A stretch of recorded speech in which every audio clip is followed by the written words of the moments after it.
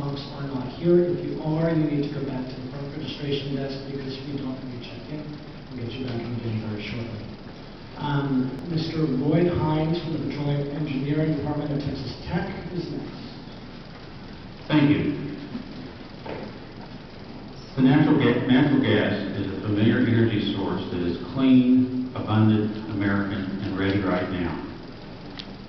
Natural gas can be an important complement to the development of renewable energy resources like wind and solar, and become a good supplemental power when wind isn't blowing and sun isn't shining.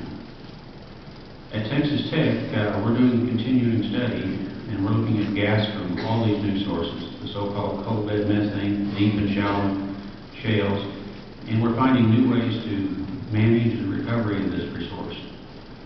We've actually incorporated an environmental courses into our engineering programs, and over the last 25 years that I've been involved in petroleum engineering education, I've visited with a lot of our alums, bright young men and women who have not ever expressed from their experience any kind of concern about the environment as they've been working in the oil industry. Texas Tech is conducting research in new ways to fracture these formations, and hydraulic fracturing has been used for decades. Has been said in the past, and has become more and more efficient. Natural gas generates jobs, makes revenues for the state and local communities, it creates low prices, and has a big economic impact and greater energy security. Thank you. Thank you, sir. Next, we have Mr. Andy Cheshire, who's the CARE chairman. Yes, CARE proposes that the study should commence at the time the drill bit touches the ground, because that is when the impact to the surface and groundwater originates. When a drill bit punches through springs, underground rivers, aquifers, that water is now exposed to anything put in the hole, such as chemicals, muds, and organics. Some of these water sources are also depleted during the drilling and fracking process. We also just suggest a collection of past data on private water wells. This could be possibly be conducted as a survey. As we put placed in local papers, this would cover several counties around the Boonville, Arkansas area. Another central location, the Fayetteville Shale, could be in Clinton, Arkansas area, near some of the initial fracking in that area. Residents could also get a central location, fill out a simple survey paper. This would have to be backed by the EPA or conducted by the EPA to ensure that there would be no manipulation or intimidation from the gas industry. This would net invaluable data going back years. CARE from Arkansas would help in any way to set this up in several locations. You ask why not to have this conducted by the Arkansas Department of Environmental Quality or the Oil and Gas Commission? All of them seem to be working for the industry, not for the people of Arkansas. They are no longer trusted by most people that have dealt with them in the past. They would already have this kind of data if they wanted it. They have ignored complaints, done everything to cover up the ill effects of gas drilling process, including fracking. We have most agencies under the strong influence of the gas and oil industry.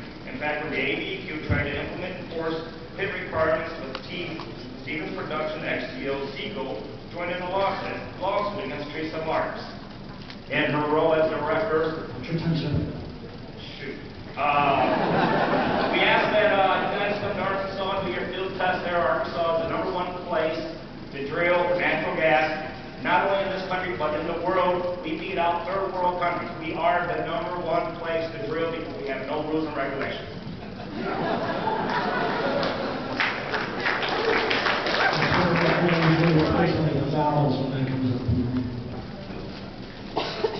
Next, number 33, Jonathan Terrell from the Railroad Commission of Texas.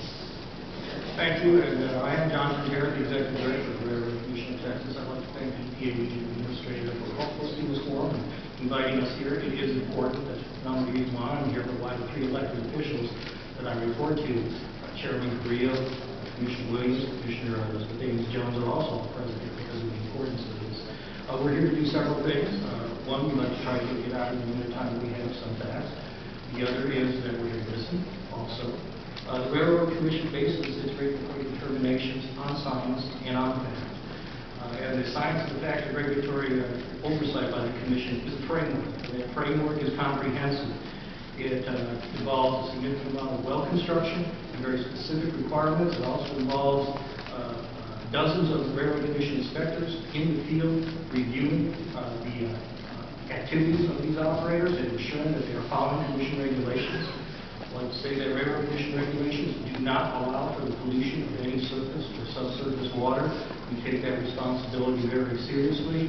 We also have new rules and regulations for recycling, trying to encourage the recycling of frac water. We have several of those instances that are occurring right now.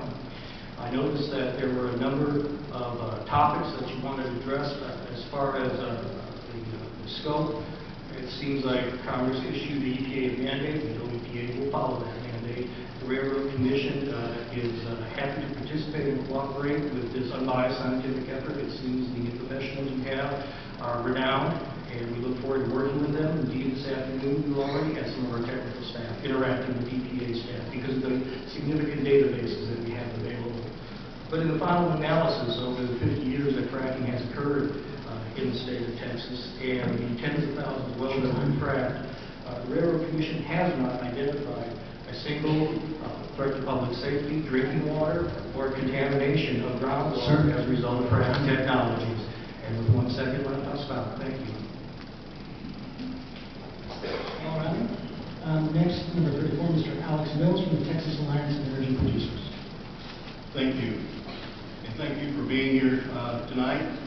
The Texas Alliance looks forward to working with EPA to conduct your study. We'd like to be participants in that study and be part of the review.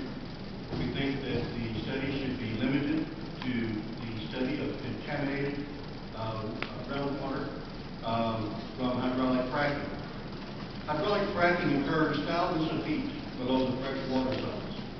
For example, the average well in the Barnett Shale is more than 8,000 feet below the freshwater table. That's more than 1.5 miles of solid rock between the fractured zone and the freshwater zone.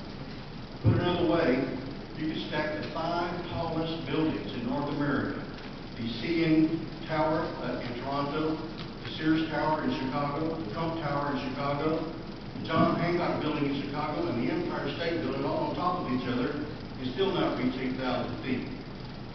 Additionally, in the past 25 years, the Congress, federal regulatory agencies, state regulatory agencies, state legislatures, and the courts have examined hydraulic fracking extensively. Yet not one case of contamination by hydraulic fracking has been proven. In 1995, EPA Administrator Cal Browner wrote that hydraulic fracking was closely regulated by the states, and, quote, EPA is not legally required to regulate hydraulic fracking. Most importantly, she further wrote that there was, quote, no evidence of hydraulic fracking resulting in any drinking water contamination in the litigation following. Also, 2 EPA officials recently testified before Congress that they knew of no contamination of freshwater zones by hydraulic fracking. Thank you for allowing me to be here tonight, and we look forward to working with you in the future. Thank you, sir. Ms. Kim Field. Thank you. From the Old Town Neighborhood Association. After a rainstorm, 15 cattle died on June 2nd in Amarillo, Texas, yet the Railroad Commission did not involve itself in this matter. In the past, automobile and petroleum companies pushed back on implementing safety features such as adding the safety belt and removing the lead from our gasoline. Looking back, we wonder why these requests were ever challenged by these corporations. Yet here we are today facing the same corporate special interest greed at the expense of our health. While hydraulic fracturing maximizes the extraction process of tapping into our 150-year world supply of natural gas, we have not possibly minimized the impact to our most undervalued commodity, which is clean, life-sustaining water. The first step